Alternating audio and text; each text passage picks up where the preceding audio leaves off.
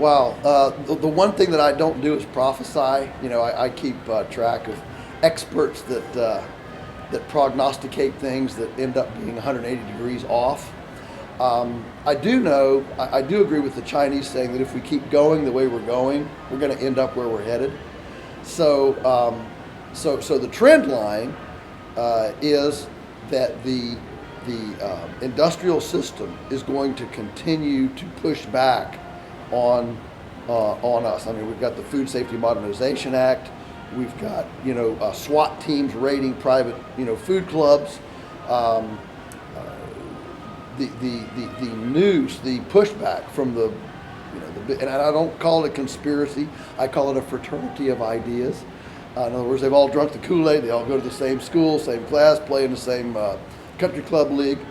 And so the pushback of the entrenched status quo is definitely gaining momentum. At the same time, I call it the integrity food tsunami, is also gaining momentum. And that's the ultimate, yin yang, right? You got the two things. So my analysis is that it's actually going to get worse before it gets better, but usually it's the worsening that actually launches, kind of births the final tipping point. Will that tipping point be food pathogens, energy costs, water issues? Will it be economic collapse, whatever? I don't know. There are a lot of those out there, but I don't think that civilizations make dramatic shifts unless there is real crisis. And I don't think we've had that yet. And I don't know what it'll be, but I don't think we've had it. So I'm real pleased with the undercurrent of folks joining our movement. But boy, if you think we've won this war, you've got another thing coming. There's a tremendous pushback from the powers that be. Along those lines, there's all the talk of the government doing a lot of negative things, but you're starting to see the USDA give grants for things like supporting planting trees to go into agroforestry systems and taking some monoculture annual cropland and bringing it back into perennial land. Do you see any positives on the government front happening now? Nothing except a pittance. In other words, the government is essentially the shill of the industrial food system. I mean, the revolving door that we see, and so sure. I mean, it is it is the trick, if you will, of tyrants to give the peasants a little bit of placating concessions.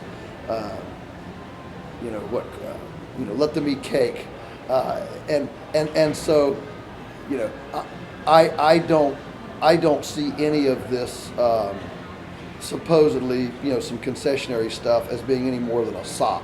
The agenda is well entrenched. I mean, GMOs are going as faster than you can ever imagine. The criminalization of pastured poultry, the food safety laws, HACCP plans coming into even farmers markets where you have to have a license to sell your tomatoes, the criminalization of animals and produce on the same farm, the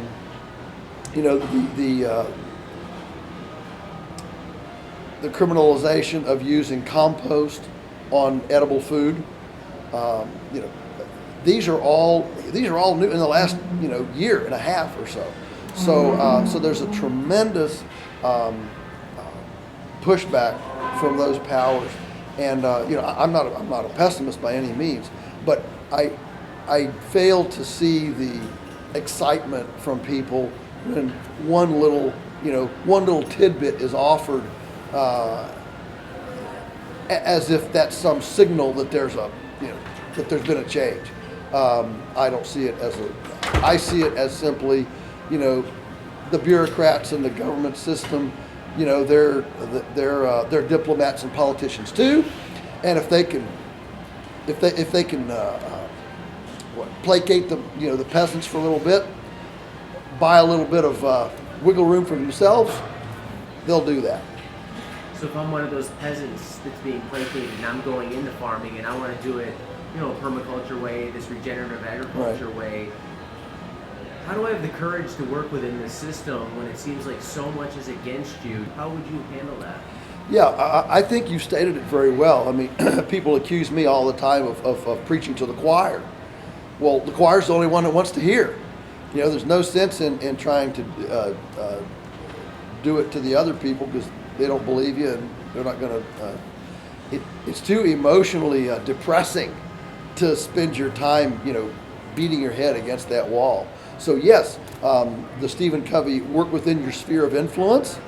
So our customer base, people that already have it here in their heart, that want to make a change, encourage them, inspire them to move on where they are. But boy, there are few things as frustrating as trying to argue with somebody who absolutely doesn't want to see it and whose paycheck depends on not believing it. Teddy Roosevelt said that. He said it's awfully hard to change a person's mind when their paycheck depends on believing something else, and that's the situation. When you look at taking on a new business or fiefdom onto your land base at Polyface, what's the process you go through for evaluating the viability of the business that you'd be taking on?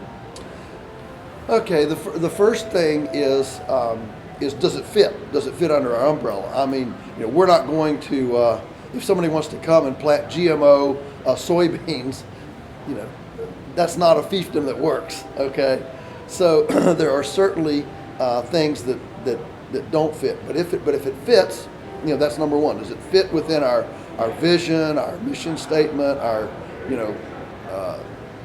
what we're doing? Secondly, is it viable? Is it something that the customers would buy? And sometimes we don't even know that until you try. And that's why the fiefdom idea works so well, is because if a person wants to bring a business, ultimately it's not up to me to tell that young person, no, I don't think this will sell. Hey, if they want to put some skin in the game and try it, who am I to say it won't sell? So really, for us, it comes to the person. Is this person somebody we want to work with? And if they are, then we're basically ready to release them and turn them loose with whatever fits, with the farm. And other than that, there really aren't any strong parameters. That way, the farm is able to morph and to move within the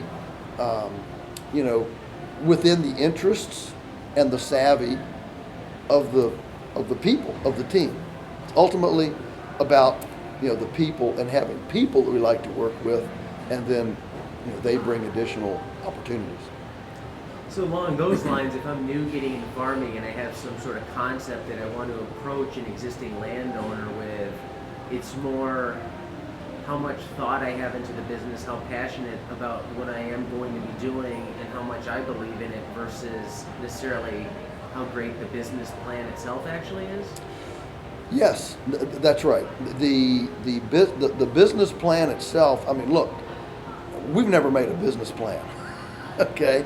And we've just kind of intuitively gone with what we know helps to heal the land, and ultimately with a vision statement that's imaginative enough and sacred enough to capture the thoughts and the vision of our customers, to give them buy-in to something bigger than themselves.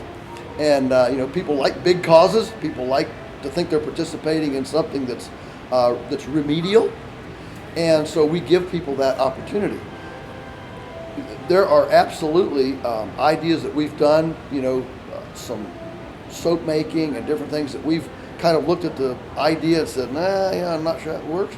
And I'll tell you what, a little bit of good packaging, a little bit of good point of sale, information, well, you'd be surprised what somebody can pull off. So I'm not the guy with no, I'm the guy with yes. And realizing that it's not up to me to make it happen. It's up to you and your savvy and your presentation to make it happen. If you're going into an area like selling pastured poultry, what's your best strategy for finding and working with allies? In other words, your customer base. You want to identify with them. I know you've mentioned in the past you go to all the natural doctors and things like that to try and identify. To really connect with them, is it just invite them out to the farm, the operation, have them see what you're actually doing so then they buy into it and believe it? Is it giving a product? What's worked for you? All the above. Essentially, it's about finding your tribe. There's a lot of discussion now that we're breaking up into ideological tribes again, which is fine. In other words, most of us are mentally, emotionally closer to people that think like us than our blood relatives, who think we're nuts for doing what we want to do, right? And so as we develop a market for something, let's say pastured poultry, you want to start this. We had kind of a three-pronged approach. One was, I say you make a hit list. So identify your tribe. Don't look at the people that think you're crazy. Identify your tribe. That would be the wellness community, the foodie community, all right, all these kind of people. Make a hit list and give everybody, 2 samples. So grow 100 chickens, put 50 in the freezer for yourself, and give 50 to 25 on this kind of macro hit list, your tribe, okay? And then about 20 of those will be your first customers. So that's number one. Number two, absolutely, invite them to the farm. Do a hay wagon tour, do a field day. I mean, I had one guy, he launched his by inviting the State Homeschooling Association to come and do their state meeting at his farm, and he barbecued the chicken. By the end of the day, he had 400 customers. Okay, so yes, absolutely. Open your farm up, open your place up. They want to see it. And then the third thing that we did was we put together a program that we could do for civic clubs, Ruritan, Rotary, Kiwanis, JCs, Toastmasters. I mean, every community has all these civic clubs and even trade clubs. They meet and they're always looking for interesting programs. So we put together a program.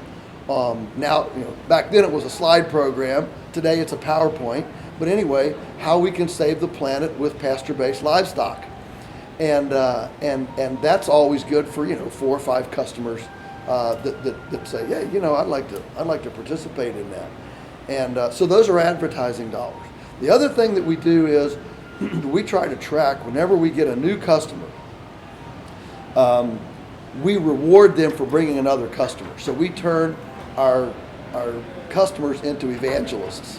And, our country is really starved for a little bit of appreciation. And so when a recommending person comes to us, boy, we hug them and slobber all over them and say thank you and encourage them to continue spreading the word. I find it fascinating that still the truth is that 80% of all the business that comes to those businesses that are spending $3 million on a 30-second Super Bowl ad, 80% of their business still comes from word of mouth. And so if we would really put our attention on service and caressing our customers, I think they will respond in kind and build our business. That's the way we continue to operate today. We found that it works extremely well. When you look at starting up a new farming operation, whether it's pastured poultry, growing produce, what do you think are the leverage points that a young, small farmer can take advantage of right at the beginning when they're starting up? Leverage points. Certainly, one would be to stack this farm, this business, stack it on an existing farm that's underutilizing its infrastructure. whether it's equipment, buildings, land. There are spare nooks and crannies all over the place, and so to be able to more fully utilize the equipment, the machinery, and nook and cranny places on that existing farm allows you to start with virtually no capital. That would be one. The second thing, the second leverage point, obviously, would be to leverage your relationships in the community. That's why I encourage people that are always looking to, we need to move somewhere. No, bloom where you're planted. You have business relationships, professional relationships, civic, church, whatever relationships. We'll leverage those. Those people are interested in you. You have some relationship there. We'll leverage those and try to light a fire under these people that have already smiled at you and know your name. Go ahead and try to leverage that relationship into action, whether it's to become your customer, whether it's to become a partner, or whatever. But bloom where you're planted. Sometimes it's that includes leveraging elder relationships in there. A lot of times an older person that you may know, maybe it's a relative, an in-law or somebody that that's been in the community, has a great reputation, they have good credit rating, they've got, good contacts. In business we call these sneezers, people that are able to sneeze and touch a lot of people real fast simply because they've been in a community for a long time. Those folks can be leveraged. If you have just one of those, that is a huge leverage point to create a customer base and a market that you wouldn't have if you go to someplace new, if you move, if you have a bad relationship with somebody that could do that for you. And now you've been at the conference for a day, you gave 3 talks yesterday, you've met a lot of people. What are your overall thoughts on the conference and what's happening? I'm walking around here in a fog saying, Diego, how did you pull this thing off? I just think it's the most amazing collection of the most articulate voices in this movement that I've seen collected under one tent anywhere. And so I congratulate you. Obviously you didn't do it alone, but somebody has to be the vision. And so I congratulate everyone here who has had a part in the logistics, the visioning, putting it together. I think the energy is palpable. The can-do spirit is good. It's not, it's not a negative place. It's a very, very positive. You set the tone with the little, ditty yesterday morning, which was, it was perfect. It was perfect. It was just what everybody needed. It was short. I just thought it was 110%. So I think it's got the platform here to launch, to move from talk, and let's go walk, and let's permeate our communities with some really revolutionary thinking and action. And I just think it's fantastic. I wish I could stay for the whole time, but I've got responsibilities at home, so I've got to go. But I've thoroughly enjoyed the time. It's been well run. It's been on time, on schedule, and everybody has been as hospitable as I could.